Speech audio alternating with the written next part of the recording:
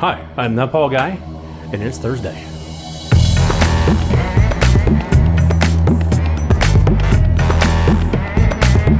Thursday, May 21st, 2020, the year 2020, almost through this month. We're 3 weeks into this month, don't have too much time left. I hope everybody is staying safe. I hope everybody is staying healthy, and that life is finding you well right now, that you're not going crazy being pinned up at home. I'm right there with you. I'm pinned up at home myself. I am fortunate enough where I have a job where I get to work from home, but that kind of gets on your nerves a little bit because you don't get a break. There's no work home life. It's all home, even though it's homework or work from home or whatever the deal is. You don't get that break. I did do a video a while back on trying some tips for making work easier, and it does help. Work is a little bit easier, but still, work is work, and I don't actually get to change the confines when I'm at home doing my job, and then I am here at home doing my home. So hopefully that will change soon, but at the very least, I'm trying to get out a little bit, trying to get a little bit of a break. I might decide, because it's Memorial Day weekend, might try to sneak out to go to my sister's house in Ocala. She doesn't know this yet, so if she sees this, then, well, hopefully I've already texted you by now. Sorry, Lisa. Anyway, good opportunity to do a vlog and to take my new small form factor PC with me, since it is complete and now has an 8-core, 16-thread Ryzen 7 1700X that came out of my editing machine. It's in it now. So a lot of good stuff going on. So hopefully life is finding you at least as well as I'm doing. So anyway, we're going to start you off by reminding you about last week, just in case you didn't get to see it. And then we're going to start you off in space news.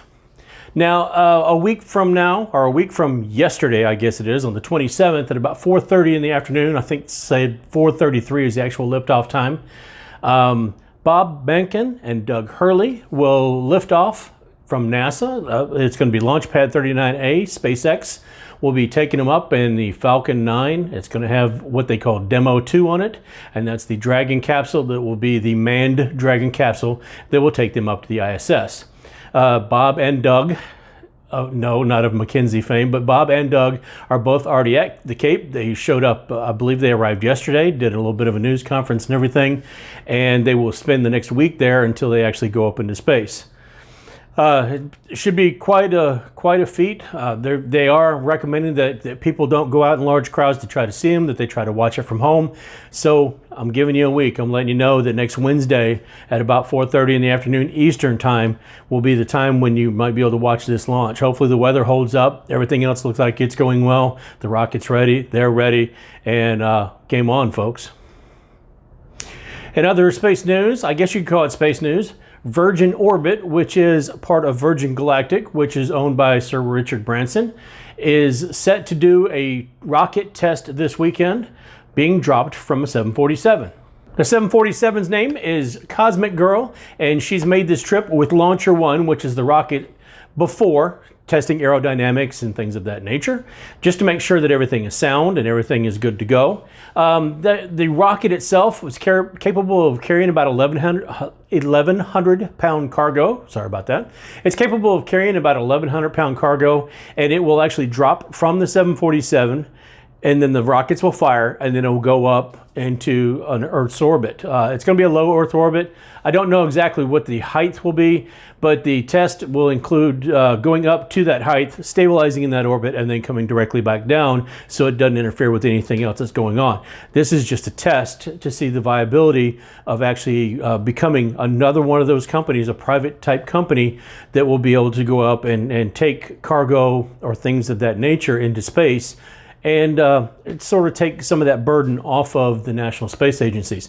By the way, the SpaceX launch next week will be the first time that a private company, or a company itself, private industry, has launched men into space instead of a government agency. So Virgin Galactic, or in this case Virgin Orbit, is going to be doing very much the same thing. It's going to be a private company that will be taking cargo up into space into low Earth orbit. So we wish them luck, and hopefully everything goes well, and it's going to be a very, very exciting week as far as milestones go.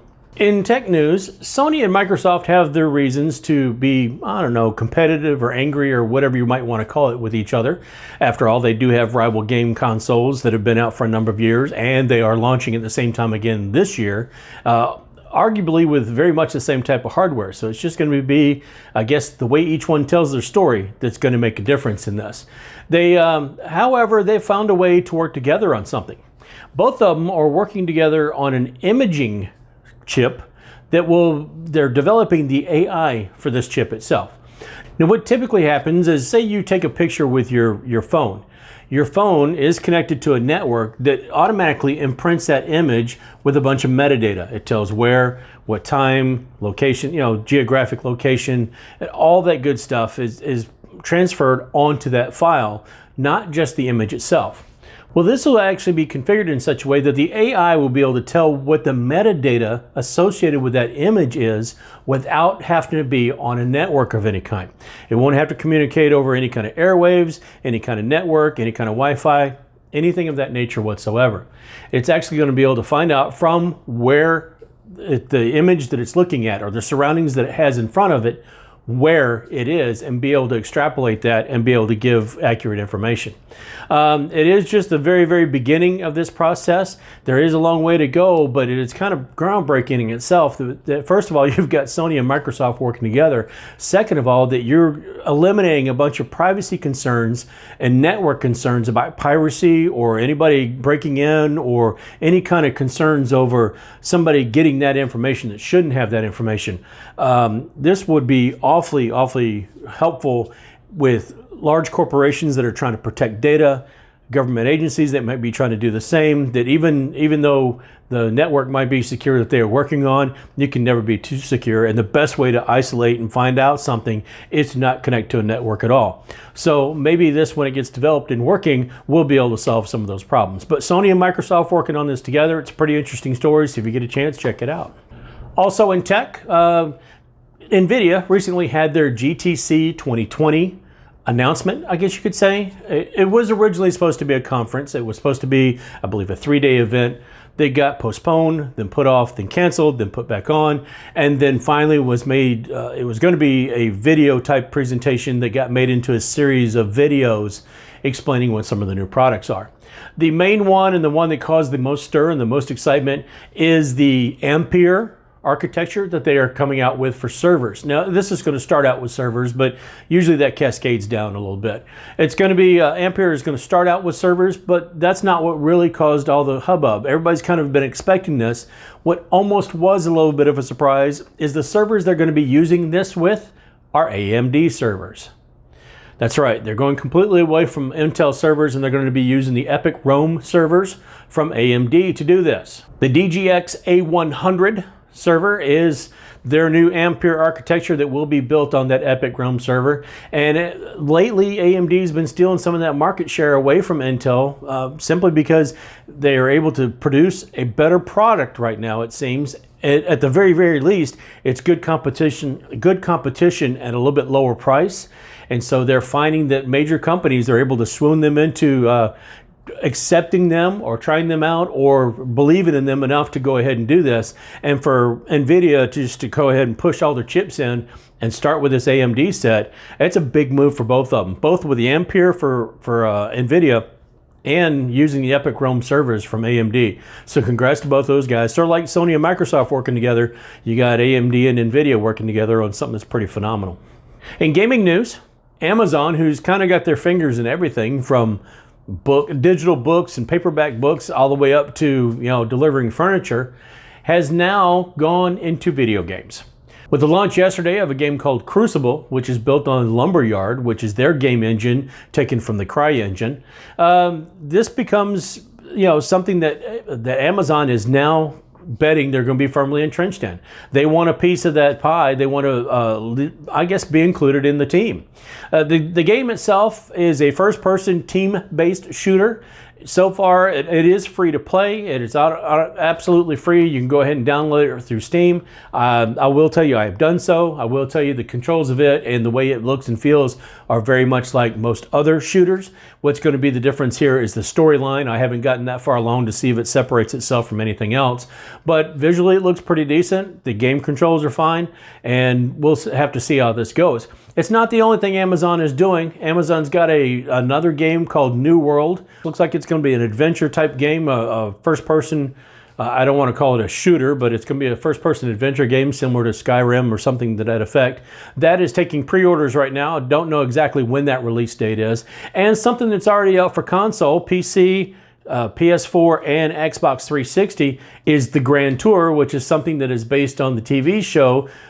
Think Top Gear several years ago. That whole cast, Jeremy Clarkson and everybody, has come over to the Grand Tour, and the video game is based on that setup. It's a racing type game. I have not got that. I have not gotten that or purchased that, so I can't tell you any kind of review in any way on that. But it is out there for PS4, Xbox 360, and I believe the PC as well. The other games, New World, I believe that's going to be PC only, but definitely Crucible is PC. And like I said, it's free to download from Epyc and good to go. Speaking of Epyc, this week's game or this week's offering is Sid Meier's Civilization 6. Now, anybody that's been gaming for a while knows that the strategy type games, the turn-based strategies like Civilization have been out there for decades. Yeah, I'll just go ahead and I'll date myself and I'll say decades. And this is no different. Civilization 6 is available from Epyc Games right now. So if you've got an Epyc Games account or the launcher or anything like that, you can just go ahead and go straight there. You just missed Grand Theft Auto 5, which was last week. I don't think Civilization 6 is going to be enough to, as popular as GTA 5. After all, GTA 5 wrecked their servers. They crashed their servers last week when they released it. So we'll see what happens this time. It just, as I'm starting to do the video, I just found it on there. The vault opened up. They are now closing everything off so you can't see what's next week. But the vault opened right before I did this, so it's in the process of downloading right now. It is a game that I've played a little bit earlier versions of, and I kind of enjoyed it when I just needed something to do or wanted something to do. So it's pretty cool. Don't know how much time I'm going to spend on it.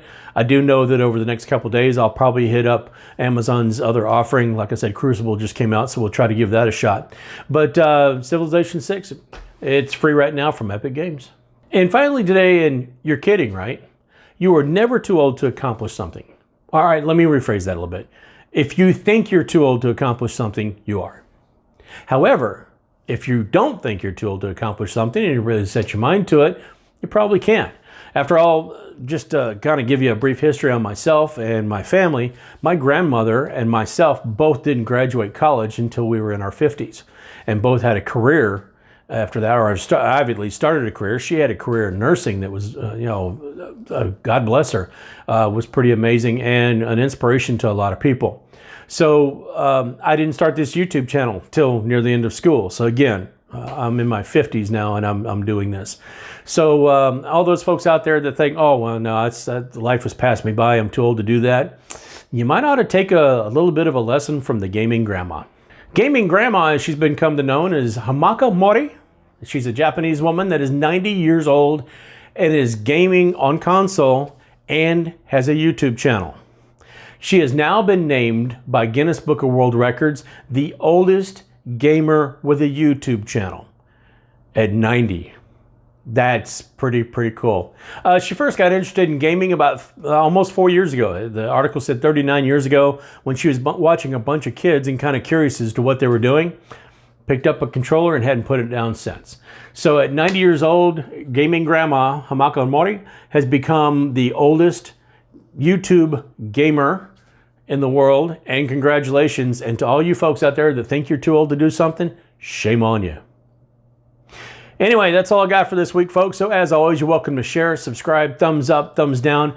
Still, trying to get subscribers, still trying to grow the channel. So if there's anything in life that you've ever tried to do and you wanted people's support, especially if it's free, and you wanted people to kind of, just kind of cheer you on or something like that, please do that. Like I said, if you like what you're looking at, do subscribe, thumbs up, give me any kind of comments you want. And until next week, that's all I got. So I'll see you later.